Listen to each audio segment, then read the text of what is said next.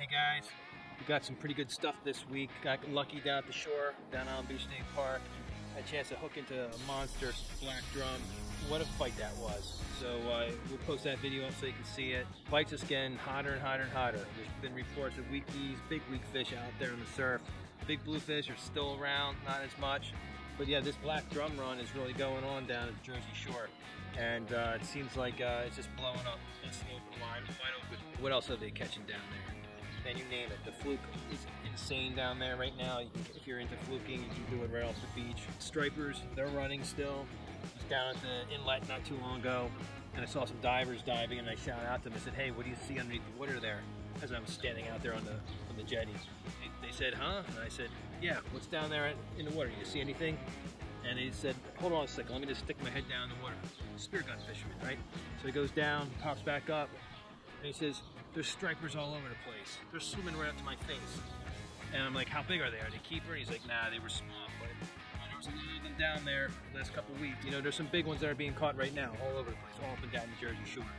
But this video that we're going to have, I think you're going to like. It's a true sea monster. It's been a while since I caught a black drum, so enjoy. Yeah, so before we start in on the fight video with the black drum, I just wanted to say congratulations to my buddy Tyler for catching his first striped bass. He had come down with me a couple weeks ago down Beach State Park. We went out on the jetty. It was a beautiful day, and we saw some divers out there.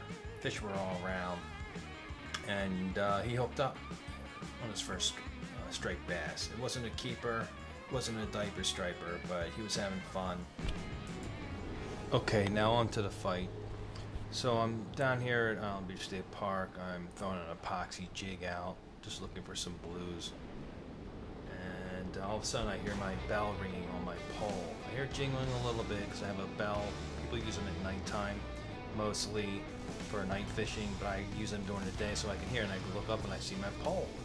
And it's just peeling off my drag, off my VS 250. So I have a 80-pound fluorocarbon leader, high-low circle hooks on my pole, and then I have a 40-pound braid. And it's just taking my line out right now. I don't really know what this is right now. I'm just assuming it's a monster striper. And that pole I have is a Tika extra heavy 11-foot pole. I've had it for years, just in case I run into any kind of sea monsters. I learned my lesson a long time ago, not to undersize your pole. So as you can see, this thing is just taking my line out. It's running. It's putting a good bend in that pole. You can hear the drag. And my bait wasn't out too far. I was using clam on the high-low rig, and it wasn't too long after I cast it out, it hit. So we'll watch this for a couple minutes here.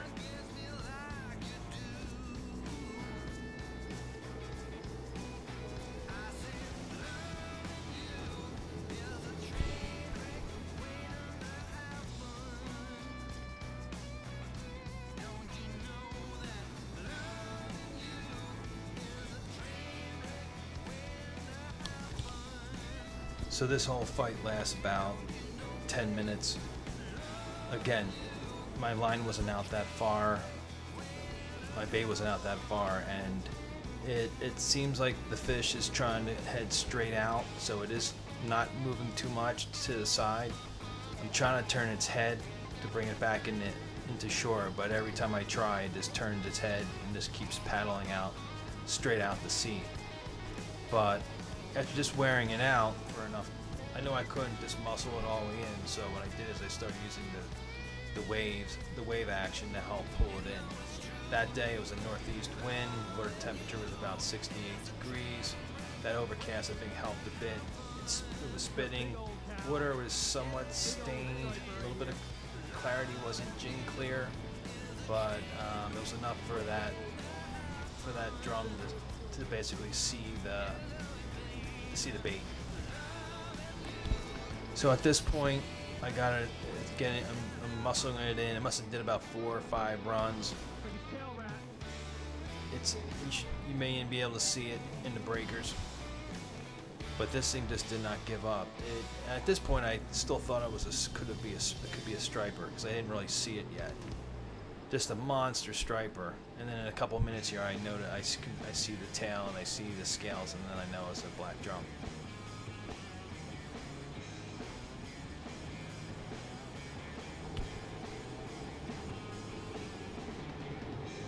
And you can see the bend it puts on my pole. My pole does not bend easily. Again, it's a Tika extra heavy fiberglass, actually graphite pole. And so I'm just working the waves right now. It's running off to the side a bit. It's making one last run. I didn't want it to go too far down the beach because the guy next to me had about 8 poles in a hole. So that probably would have been a little bit of an issue tangling up. But at this point, the fish is pretty much tired out. I let it run about maybe 6 times. And at this point, I'm just using the waves to help pull it and bring it back to landing.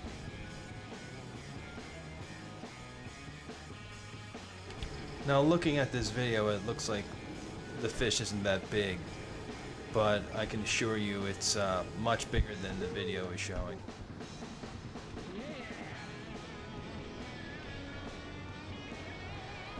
Now I know my arms are somewhat tired fighting that fish in, but I have a pretty good feel for how big a fish is and how much it weighs. And I knew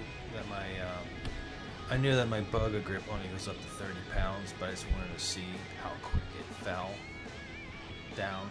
It basically squeezed the spring down to nothing, so you'll see this in a minute.